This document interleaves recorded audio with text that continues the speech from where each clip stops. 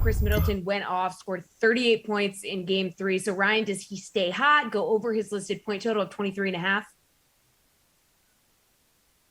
I'm going under 23.5 for Middleton. The previous 2 games, game 1 and game 2, he had 15.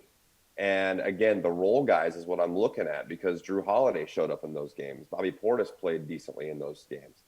Bryn Forbes didn't shoot 1 for 6 in game 1 and 2. So I think it was a little bit of an outlier. The Bucks absolutely needed Middleton to win that game because the Hawks came out hot. They were up, I think, as much as 14 points in some parts of the game. But the Hawks will make adjustments, I feel like. And 23.5 on average for Middleton seems high, despite the game 3 nuclear in Middleton. All right, Jules, what do you think? Do you want to go under this mark? Yeah, I lean towards the under on Middleton. He's been a little bit worse on the road in the postseason, at least from a shooting standpoint. Sometimes he can get there on volume, which is a little scary. You have the potential blowout factor, I guess.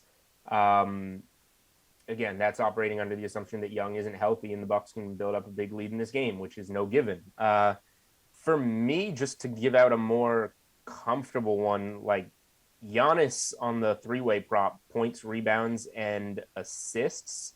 I believe that's at 51.5. Let me just check and make sure that I'm right. Yeah, 51.5 points, rebounds, and assists. Giannis is 14-1 to the under on that number in this postseason. His only over is a overtime game 7 against the Nets. It's a lot.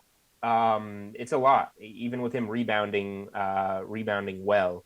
So I kind of lean to the under on the 51.5 with Giannis as the top player prop.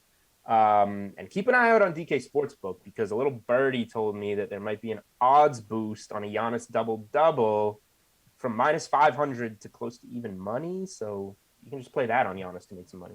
Wow, a little birdie named Julian Edlow. Nick. I'm not the birdie. Somebody told me. I'm just sharing with you. Okay. Yeah, great. No, thank you. Appreciate that. No problem. We love to get an inside track. Nick, what do you think for Middleton? Does he go over or under 23.5?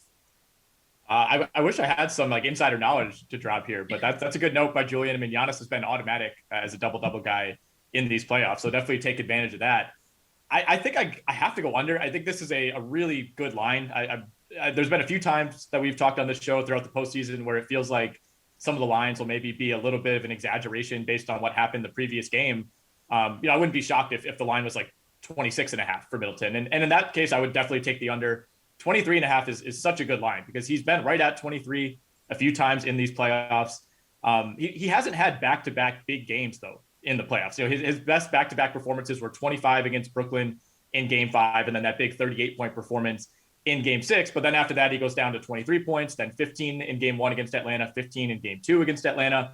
And then he's back up with 38 points, 20 of which come in the fourth quarter. So, for the most part, he's been fairly inconsistent throughout these playoffs. When he's running hot, he's running really hot, but he hasn't really been able to string together multiple great games in a row. So I think I do shade towards the under a little bit here. I'd almost be a little more comfortable going over on Khris Middleton, 6.5 rebounds. He has gone over that number in 4 of his last 5 games. He has like 6 double-digit rebounding games throughout the playoffs. Not necessarily a guy that you think of as a great rebounder, but those numbers have been there.